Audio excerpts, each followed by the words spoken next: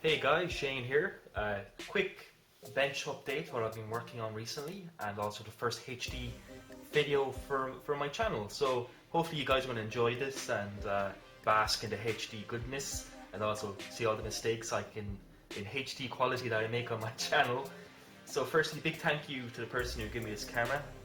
You know who you are. Thank you so much. It's so greatly appreciated, and hopefully you guys will benefit from it too. So I've been working on something quite new for the channel, which is, as you can most of you will quickly identify, as a Soviet T-62 Mod.1972 ERA, or explosive reactive armor, and bloody hell is that a mouthful. This is the Trumpeter kit that I reviewed on the channel many moons ago, and I decided I wanted something a bit different. I was a bit burnt out and with some shit going on. And I was like, I need a nice kit, something to occupy myself with, and something a little bit different. And the T-62 came to the rescue, and by God was it a cool kit. It was really nice.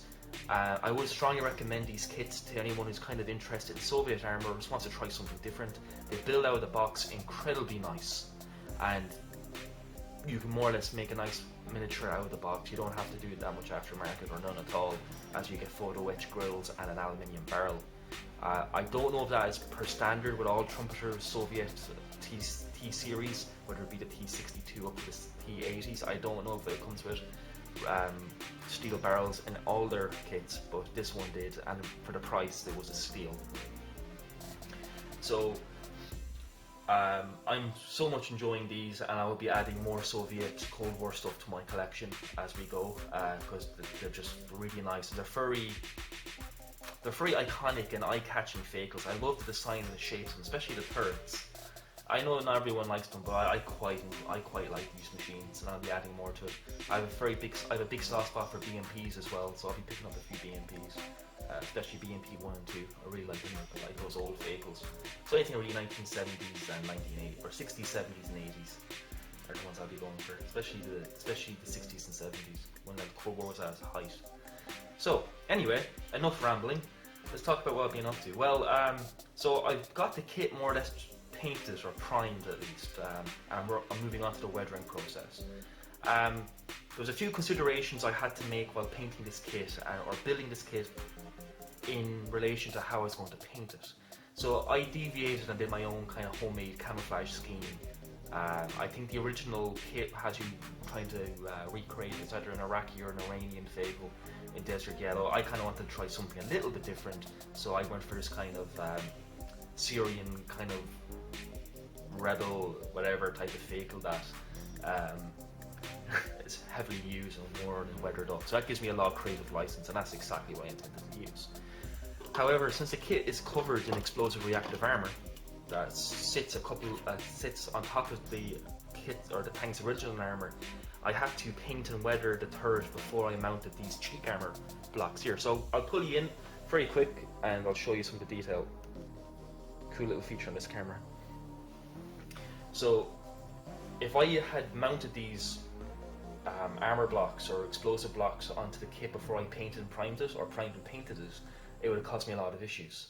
So what I did was if I swing around this way, I basically primed and painted the entire model before I mounted the ERA blocks. I was a little bit hesitant and I was a bit worried about it because I have a bit of a shake in my hand, and the idea of having to glue parts onto a painted model kind of scared me a little bit, but there was no disasters, which is a little bit unusual for me.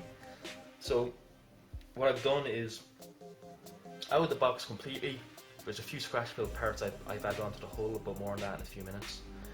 And I wanted this to be heavy worn, so I've done some oil filters, kind of similar to what Carlos, I was actually inspired by Carlos Mendez tutorials on how he uses oils as filters by just painting them on. So I painted on an oil filter, gloss coated it again, then did some rain streaks, and then gloss coated it again. So it's quite worn. I'm not done weathering yet. I've yet to add the dust and some pin washes here and there too.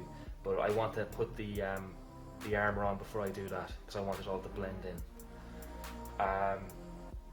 Also, like, just to add a little bit of character to my tank. I don't know how well the camera's going to pick it up. If you note the fume extractor, I have some kill marks painted like kind of just to add a bit of character to the model. There's no real reference to this, I just did it myself and I quite like it. It kind of adds, it makes it my machine, if you will. Also I distorted some of the decals just to make them look a bit worn and painted in the first layer of rust, so I want to do some rust streaks on this too. So that's the turret. Pretty cool looking. It's quite simple, very basic design. It doesn't have all the fancy laser rangefinders yet. The later marks as T-62 do, but this one did not, and but I will be picking up later marks that do. So not bad for a first go at this subject. And speaking of the ERA blocks, so these are the left side ERA block bank for the turret. So these are a little bit tricky to do in a sense that they're a bit tedious. I know how I have to go about painting them, but it's going to be worth it. And what I'm doing is I'm going to be painting some of the blocks different colours just to break up the monotony of them. And little trick is mount them onto cocktail sticks and then with a bit of tammy tape or masking tape write down what part number it is, so you put them in the right order. Just makes life so much easier. So they're currently being painted up. A few more hours at the bench to get them ready, and then I'll be able to mount them on and then weather them in situ when I do the next layer of weathering on the turret. And then you have this component which is the ERA blocks for the turret roof, should I say, turret roof. So that's going to sit up like this, and again I just done some sponge chipping, and then I'm going to do some oil washes once it's in situ again. So it does make the fake look quite different. It's a pretty unusual looking machine, I quite like it. So that's what that is right now. And then I'll have a look at the hull. So we'll go to another wide angle. Yeah, there we go. So the hull is fully painted and camoed up, and first layer of chipping is being put down, and it's just been gloss coated now, ready for oils. So I added some extra details to this kit, and I modified it a little bit too. So I scratch built some sandbags out of milliput and did some battle damage to simulate impacts, and put a little bit of sand and grit onto the hull beneath it to simulate the contents of the sandbags spilling out when they get struck. I also left the tow cable, which is a lovely copper tow cable, so it actually adheres to the model much better. It's not as stiff as the Dragon steel ones are. I just have that hanging loose, again just to add a little bit of interest to the model. Also I cut off the fenders, or the mud guards on the fenders, and then took my Dremel and thinned the edges of it, and then with the pliers I distorted them to simulate damage, because a lot of the photographs I saw of these are often missing, and the fenders are always a bit bent up. Then I've yet to paint these up yet, but I've added a few tarps to the vehicle out of milliput again, using the same methods as I showed in that tutorial. I have a large tarp on the back where the external fuel tanks used to be housed, and then I have just an ammo crate. So we'll have a look closer at some of the little details of this.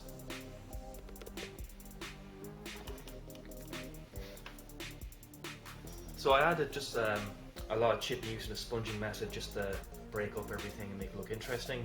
Also you'll note I put a few numbers onto each ERA block just to simulate that these have been replaced over time as they've been exploded in contact.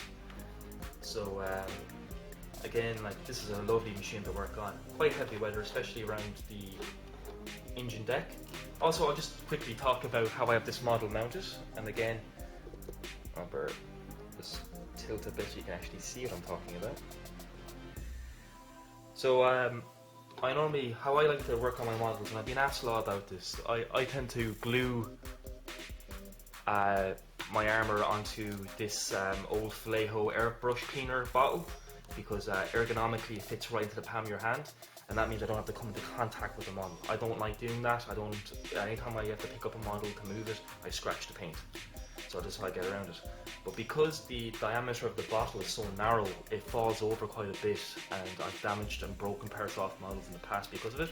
So what I've done to get around that is I just found a jam jar, slot it in, and there you go, it's not going anywhere. So that's the next step on this now is to start doing the oils. So I'm going to be doing like oil filters first, just to lighten some of the colours and to modulate some of the colours using oils, add a bit of interest. And then I'm going to gloss coat it again and start putting pin filters and streaks and what have you into it. So I'm looking quite forward to that. And then it's going to be on the pigment weathering. Tracks. The tracks are your standard link-to-link style. These were a little bit fiddly actually.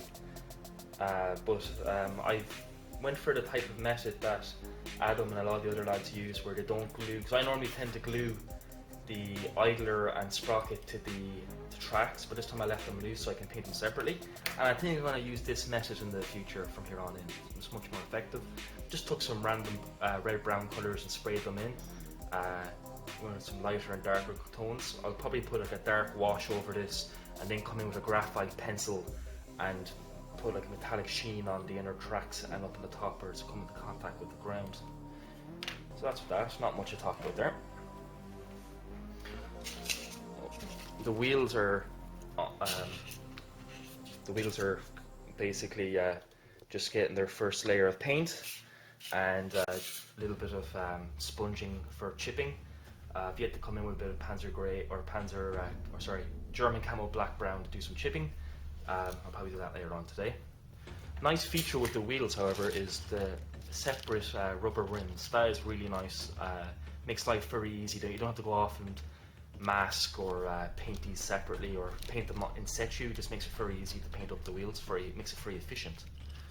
So the last thing I did was, I'll show you in the instructions, it's easier to show.